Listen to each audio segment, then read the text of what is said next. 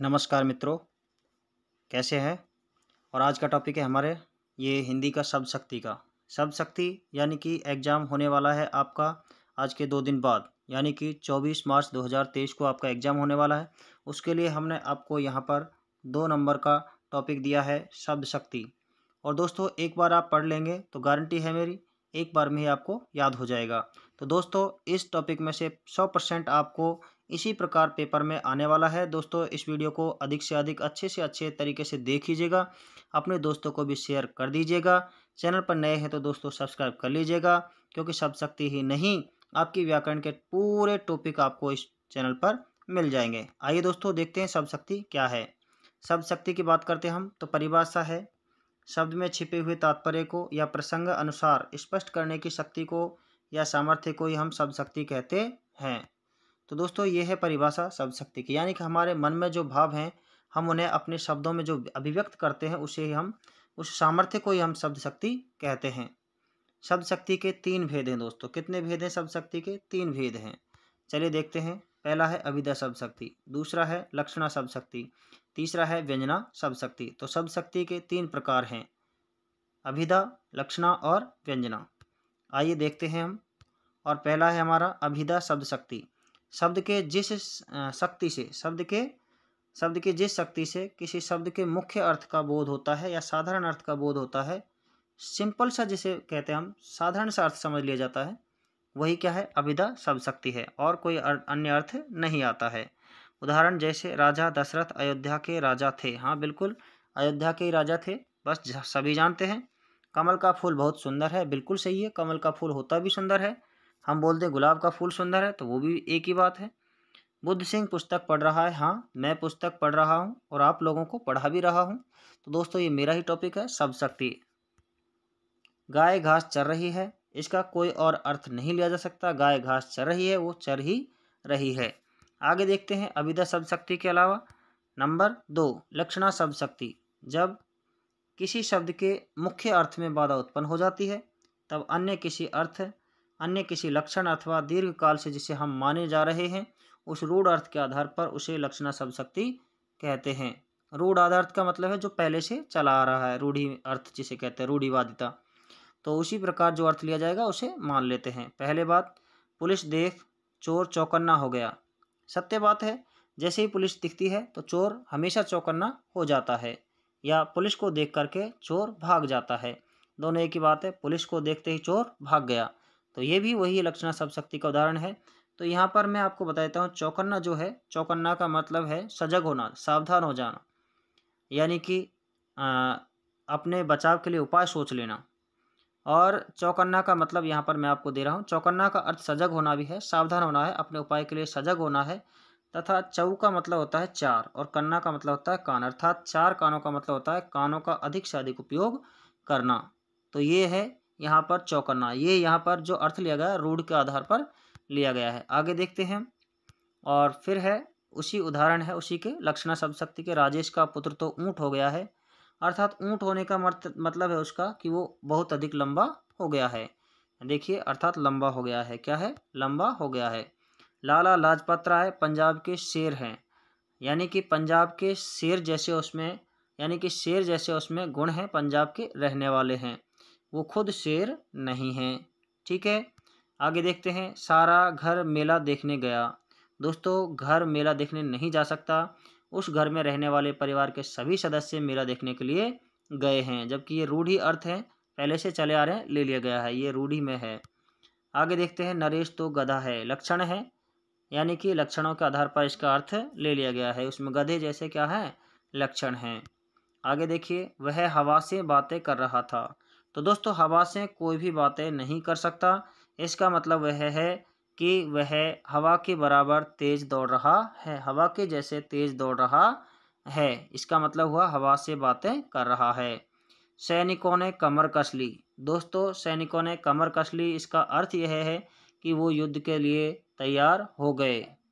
ठीक है, इसलिए अर्थ लिया जाता है लक्षणों के आधार पर, रूढ़ी या रूढ़िवादिता के आधार पर, इसे कहते हैं हम लक्षणा शब्द शक्ति। आगे चलते हैं और देखते हैं।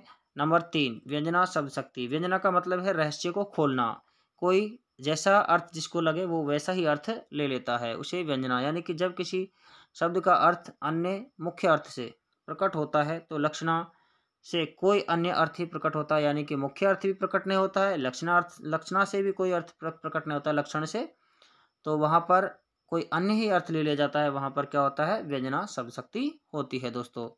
आगे देखते हैं, जैसे संध्या हो गई। संध्या हो गई इसका मतलब यह है कि चरवाहे के लिए घर जाने का समय हो गया और पुजारी के लिए पूजा करने का टाइम हो गया। आगे देखिए, शाब्दी व्यंजना, यानी कि जिसका केवल शब्दों को रखने पर या उनके पर्याय रखने पर उसका अर्थ बिगड़ जाता है, तो शब्द जैसे होंगे वैसे ही रहेंगे तो उसका अर्थ रहता है, तो उसको कहते हैं हम शाब्दी व्यंजना। यानी कि बोला जाए, जब शब्द व्यंजना शब्द पर निर्भर हो शब्द बदल लेने से अर्थात पर्याय रख देने से अर्थ बदल जाता हो, वहाँ शाब्दी व्यंजना होती है। अर्थात शब्दों को बदल दें तो वो व्यंजना शाब्दी व्यंजना नहीं रह जाती है, क्योंकि उसका अर्थ है वो अर्थ के आधार पर नहीं है, केवल शब्द के आधार पर मानी जाती है। क्योंकि अभिष्ट अर्थ के लिए वहाँ शब्द वही आवश्यक होता है, जो है वही आवश्यक होता है, वही शब्द, उसको हटा देने पर शाब्दी व्यंजना नहीं रह जाती है। आगे बात करते हैं, समझते हैं किस प्रकार है। तो देखिए उदाहरण, चीर जीवो जुरई जुरे क्यों ने स्नेह गंभीर को घटी ये वृष भानुजा वे हलदर के वीर। और यहाँ पर देखिए वृष भानुजा और हलदर के दो दो अर्थ यहाँ पर दिए गए हैं। यहाँ पर देखिए वृष भानुजा का अर्थ है राधा, क्या है, राधा, एक है राधा और एक है गाय, क्या है, गाय। और फिर वही इस हलदर के, इस वृष भानुजा को गए, इस हलदर के, हलदर का मतलब एक बलराम होता है और एक बैल होता है। अर्थात यहाँ शब्द चमत्कार है, इन शब्दों के पर्याय रख देने पर यहाँ इनका कोई महत्व नहीं रह सकता। अर्थात ये किसका उदाहरण है, व्यंजना शब्द शक्ति का। कौन सी, शाब्दी व्यंजना। शाब्दी व्यंजना यानी कि शब्द ही जिसके चमत्कार हैं, शब्दों को बदल देने पर या उनका पर्याय रख देने पर वहाँ पर उसका चमत्कार खत्म हो जाता है, उसका कोई अर्थ नहीं रह जाता है, इसलिए वो यहाँ पर शाब्दी व्यंजना नहीं रह सकती। आगे देखते हैं, और ये देखिए शाब्दी के बाद में एक और उदाहरण दिया है, रही मन पानी राखिए बिन पानी सब सून, पानी गए न उभरे मोती मानुष सून। ये सभी शाब्दी व्यंजना के हैं। नंबर 2 में बात करते हैं हम आर्थी व्यंजना। और आर्थी व्यंजना में दोस्तों यहाँ पर आप देखने को मिलेगा आर्थी का मतलब है अर्थ के आधार पर आप भले ही अब शब्दों को बदल सकते हो, उसका पर्याय रख सकते हो, यहाँ पर कोई फर्क नहीं पड़ने वाला है। जब शब्दार्थ व्यंजना अर्थ पर निर्भर रहती है तो उसका पर्याय रख देने पर भी उस अभिष्ट अर्थ की पूर्ति हो जाती है, वहाँ आर्थी व्यंजना होती है। आर्थी व्यंजना में बोलने वाले, सुनने वाले, प्रकरण, देश काल, कंठ, स्वर आदि का बोध कराती है। मेरा कहने का मतलब है कि जिसे हम बोलेंगे वो हमें अच्छा लगेगा, लयबद्धता होगी, उसमें गेयता होगी, गाए जाने योग्य होगा, कंठ स्वर भी मलुक होगा, अच्छा होगा, सुनने में बिल्कुल मधुर होगा, तो वही बात है। और उसको हम यहाँ पर देखते हैं, सघन कुंज छाया सुखद शीतल मंद समीर, मन हवई जाते अजऊं वहे वयमुना के तीर। यानी कि हम कह सकते हैं कि यहाँ पर जो समीर और तीर है, यानी कि अंत्यानुप्रास के से उदाहरण है, अंत्यानुप्रास होता है, तो उसी प्रकार से यहाँ पर क्या हुआ, मधुर कंठ हुआ, यानी कि बोलने वाली वाणी भी अच्छी लगी, यहाँ पर लयबद्धता भी है, और यहाँ पर पीछे से पता लग रहा है गाए जाने योग्य भी है।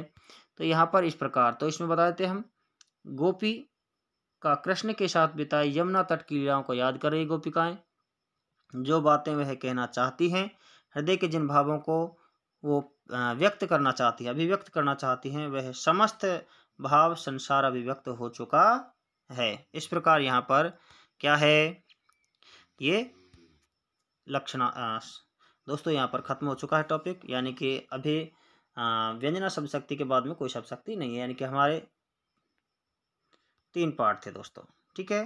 तो यहाँ पर मैं आपसे रिक्वेस्ट करता हूँ दोस्तों, समझ में आ गया हो, अच्छा लगा हो तो चैनल को सब्सक्राइब कर लीजिएगा। अगला टॉपिक आपके लिए यहाँ पर अगली वीडियो आपको यही मिल जाएगी, अलंकार है, उसके बाद में आपको यहाँ पर पारिभाषिक शब्दावली मिलेगी, और पारिभाषिक शब्दावली में दोस्तों गिने चुने वर्ड ही मिलेंगे जो आपकी परीक्षा की दृष्टि से बहुत ही महत्वपूर्ण होंगे। तो दोस्तों बहुत बहुत धन्यवाद आपके लिए वीडियो देखने के लिए।